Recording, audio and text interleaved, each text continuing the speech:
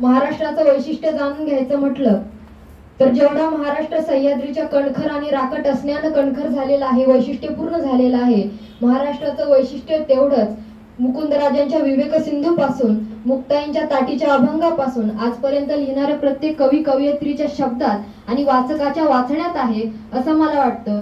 कारण जेवढं तलवारीच्या बळावर समजतं तेवढंच शब्दांच्या खेळावरही समजतं आणि हे शब्दाचे खेळ समजण्यासाठीची पहिली पायरी म्हणजे वाचन असं मला वाटतं. इयत्ता 8वीत असताना पुणे आकाशवाणीसाठी एकदा ज्येष्ठ साहित्यिक सदानंद मोरे सरांची मुलाखत घेण्याचं भाग्य मला लाभलं आणि त्यावेळी एक साहजिक बालसुलभ असा प्रश्न विचारला होता की सर, आमच्या वयाच्या मुलांनी काय वाचावं? आणि तेव्हा सरांनी खूप सुंदर उत्तर दिलं होतं जे प्रत्येक वयोगटातल्या मुलाला मुलीला लागू पडतं. त्यांनी असं सांगितलं की काय वाचावं असा ठराविक साचा कधीच नसतो. तुमच्या हातात जे येईल ते तुम्ही वाचलं पाहिजे. प्रत्येक विषयातलं थोडं थोडं का होईना ज्ञान तुम्हाला पाहिजे आणि त्यानंतर तुम्हाला कळतं की आपण काय वाचावं, आपली आवड काय आहे, आपली नावड काय आहे, काय चांगलं आहे, काय वाईट आहे, हे आपल्याला शेवटी वाचनातूनच समजतं. खरं तर आता म्हणजे आमच्या युवा पिढीवर अनेकदा अशी ओरड होत असते की हे वाचतच नाहीत. धोत्रापासून जीन्स पॅन्ट कडे आपण आलेलो आहोत आणि नऊवारीपासून पंजाबी आणि जीन्स टॉप कडे आम्ही आलेलो आहोत. तर आता पुस्तकाचंही स्वरूप आता बदललंय असं मला वाटतं आणि म्हणजे हातात घेणाऱ्या पुस्तकापासून आम्ही आता पीडीएफ कडे आलोय. आता आम्ही किंडलवर पुस्तकं वाचतो, पीडीएफ वर पुस्तकं वाचतो. पण मला असं वाटतं की वाचन महत्वाचं, त्याचं माध्यम कोणतंही असलं तरी.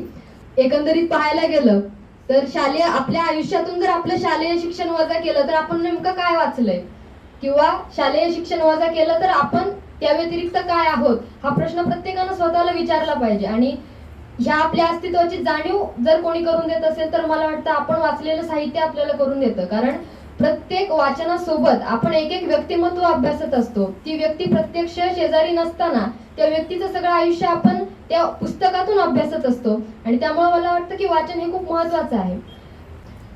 पुन्हा एकदा मला तुकारामांची एक ओवी इथे आठवते की असाध्य ते साध्य करिता सायास, असाध्य ते साध्य करिता सायास, कारण अभ्यास तुका म्हणे. जी गोष्ट असाध्य आहे, अशक्य आहे, ती साध्य करण्याचं सामर्थ्य जर कशात असेल तर ते अभ्यासात असेल. आणि पुन्हा अभ्यासाची पहिली पायरी म्हणजे वाचन. खरं तर आपण महाविद्यालयात शिकत आहोत आणि सहज प्रयोग करायला हरकत नाही की आपल्या आजूबाजूच्या वाचणाऱ्या आणि न वाचणाऱ्या युवकांचे विषय बोलण्याचे काय असतात हे जाणून घेतलं तरी तो खूप एक इंटरेस्टचा विषय आहे. आणि आपल्याला त्यातला फरक लगेच कळून येतो की वाचणारी मुलं काय बोलत असतात आणि न वाचणारी मुलं काय बोलत असतात आणि आपण कोणत्या प्रकारामध्ये मोडतो, आपल्या बोलण्याचे विषय काय असतात हे जरी कळलं तर आपल्या भविष्याचे विषय आपल्याला कळू शकतात. त्यानंतर वाचनाचे खरं तर खूप सायंटिफिक फायदे आहेत, वैज्ञानिक फायदे आहेत. कारण आपला मानवी स्वभाव आहे, फायद्याशिवाय आपण कोणतीच गोष्ट करत नाही. तर वाचनाचे अनेक असे फायदे आहेत की वाचणारा माणूस त्रयस्थपणे विचार करायला शिकतो. वाचनामुळे मेंदूची कार्यक्षमता वाढते. कारण आपलं मोबाईलचं युग आहे आणि जेव्हा आपण मोबाईलवर कुठलीही कृती बघत असतो, कुठलीही गोष्ट बघत असतो, तेव्हा आपला मेंदू पूर्णपणे शांत असतो, आपण त्रासच देत नाही मेंदूला.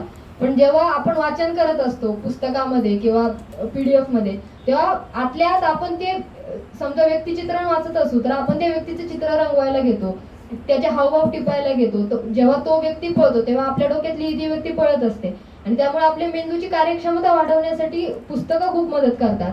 विश्लेषणात्मक विचार कौशल्य आपली पुस्तकं वाचनामुळे वाढतात.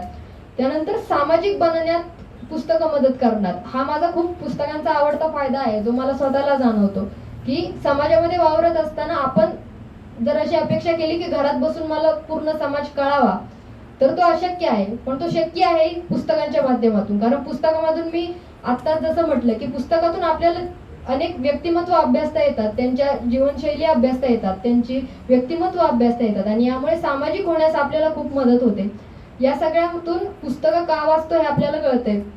आणि तरी इथं एक न लिहिलेला, एक कार्यक्रम पत्रिकेवर न लिहिलेला एक विषय आहे जो या दोन्ही प्रश्नांच्या आधी येतो, आपण वाचतो का.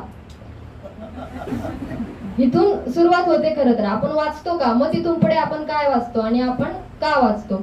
तर आपण का वाचतो हे आपल्याला कळलंय, आपण काय वाचावं यासाठी आपल्यामुळे हे मायबाप माणसं बसलेली आहेत. आणि त्यानंतर आपण वाचतो हा प्रश्न स्वतःला नक्की विचारावा आणि त्यानंतर वाचायला नक्की सुरुवात करावी. पुन्हा जसं सदानंद मोरे सर म्हटले होते की ठराविक साच्यात अडकून न बसता, एकाच लेखकाची, एकाच जेनरची पुस्तकं न वाचता, मला आता कर्ण आवडतोय तर मी सगळे कर्णाचेच पुस्तक वाचणार, दुसऱ्यांना हातच लावणार नाही असं न